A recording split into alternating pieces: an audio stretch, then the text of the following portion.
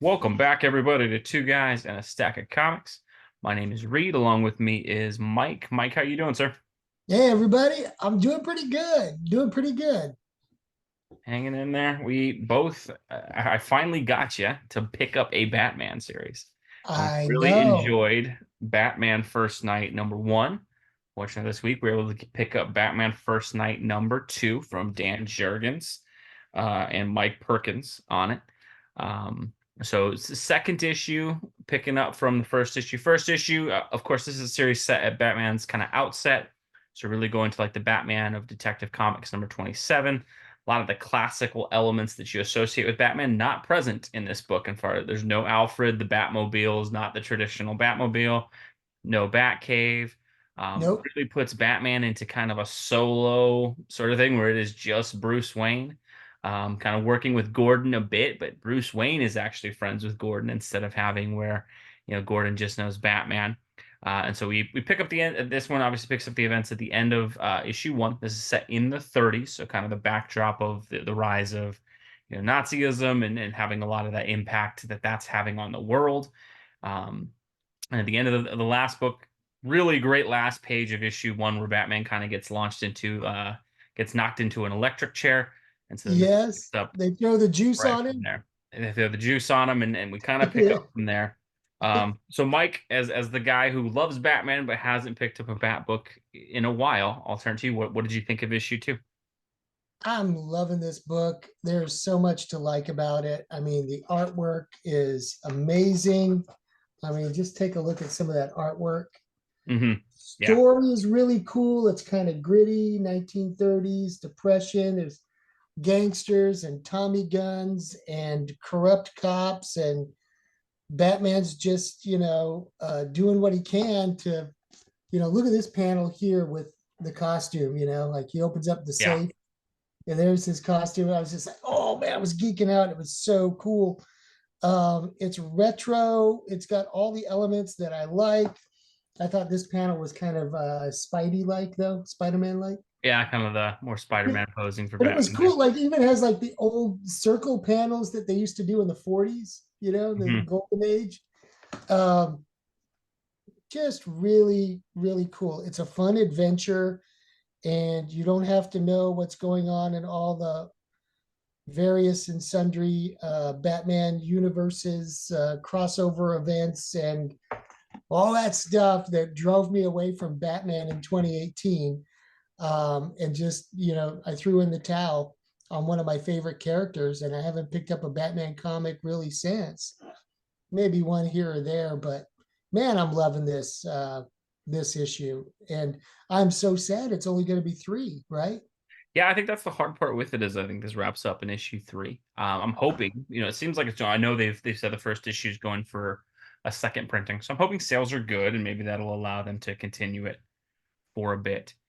Maybe like we'll get another volume of it next year or something like that. I think one of the things I love about this book is I love when comics make you feel like you got bang for your buck. And 6.99, it's not a cheap book, It's but it's giving you magazine something format. pages a story, magazine format, no ads, same artist on every page with Mike Perkins just knocking out of the park. Dan Jurgens writing some really great dialogue and some things in there.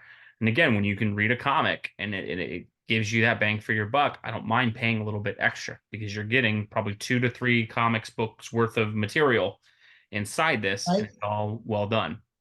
I think what I really like about this, as someone who still reads all the different Batman pieces of it, this to me kind of boils Batman back down to his bare essence. And what I think is cool with that is, while I do like a lot of the Bat family sidekicks and the toys and the gadgets and things, I do love the idea that Bruce is just a man who kind of is on his own at times. I think sometimes it kind of just gets to where there's too much in the Batman universe. And at a time, it kind of just takes it away from Bruce being as special as he is as a character. And so I love the focus just being on no, this is one man with his war against crime, doing everything he can to kind of fight this impossible task of stopping crime in the city.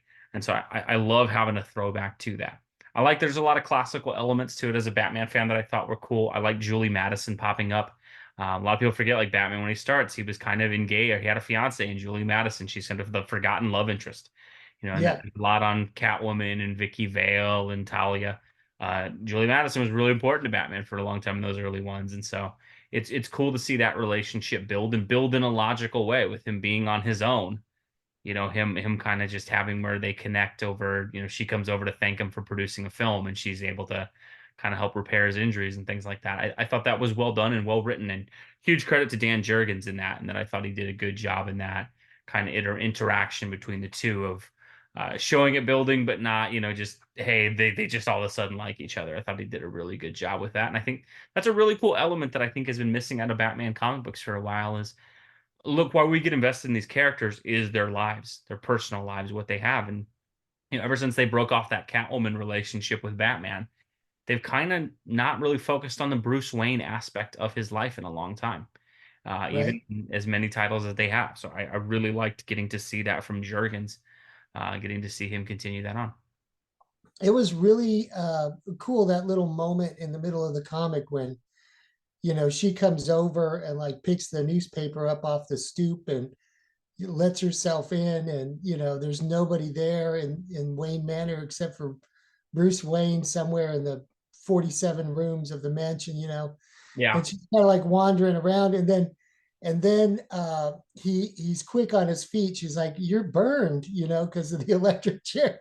He was Yeah. like, "Oh yeah, I was changing out the fuse box or something, and I got zapped." And she's like, "It's all over your back. What's going on there?" Yeah.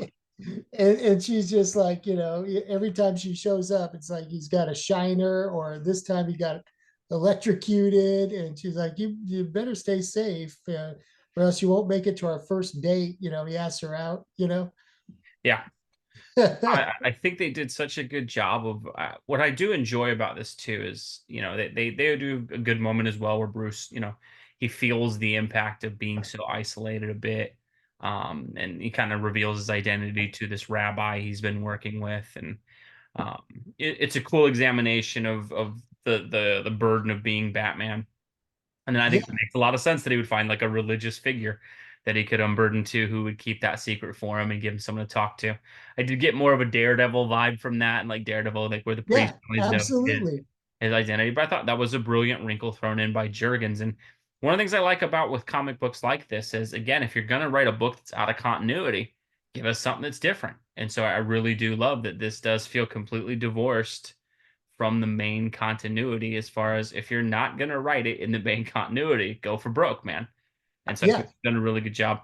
I also just have to say, I mean, Mike Perkins on the art, some of these splash pages and things that he gets to do with Batman, it's just really cool and kind of iconic stuff to see, especially with that Detective Comics 27 costume. And that, you go back and you look at some of the older comic books, and nothing against Finger and Kane and things like that, but they just didn't have the resources that a lot of these guys did. They were dealing with timelines and just pushing stuff out as much as they could. And so while the art is certainly good in those books, it's not to the detail of the splash pages and things that you get with this. And so it's cool to see that original Batman costume get kind of a look of like a modern, splash page sort of thing. I think that's really, really cool.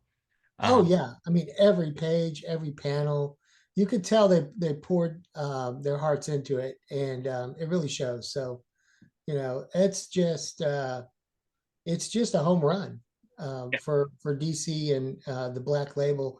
It really is a home run. Yeah, it's a great book overall. I think the only complaint that I would have with it, and it's not really a complaint, it's more, and I appreciate that they put it under Black Label. There is quite a bit of cursing and stuff like that in here, and I think you can tell that, and it fits for the story. I will say I always am conflicted in that Batman is such a kind of everywhere character that you have a lot of little kids and things. And it's like, this is a great story, but like, cannot hand this Batman comic to your Nope. 8-year-old nephew or anything like that. And so I Nope. think that, I know why they're doing it, and it certainly makes sense. It's not really a complaint; it fits for the story. I just think it's whenever you take these big guys, the Batmans, the Supermans, Spider-Mans, things like that, where the characters everywhere. Um, I'm always conflicted when I read the stories, and I loved it, but I'm also like, man, it stinks that, like, my my 10-year-old nephew who absolutely loves Batman. I'm like, yeah, no, this is an amazing comic, but you can't read it yet. No. uh, but again, they put it under Black Label, so nothing against the folks. They're very clear on it. It's a mature content thing.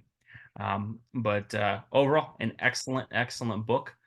We will definitely be covering the third issue as it wraps up. Sadly, we only get one more of it, but great work by Jurgens and Perkins in this book and the entire creative team that's involved with it. We are Yeah. excited to see where it goes to kind of close it out, and hopefully, this will kind of just be the opening salvo. Maybe this will be something they do every year. Really hoping so. But let us know what you guys think below. Did you get a chance to check out issue 2 of the Batman First Night? We always are interested in hearing your thoughts. And as always, we appreciate you watching. We'll catch you in our next video. Thanks, everybody.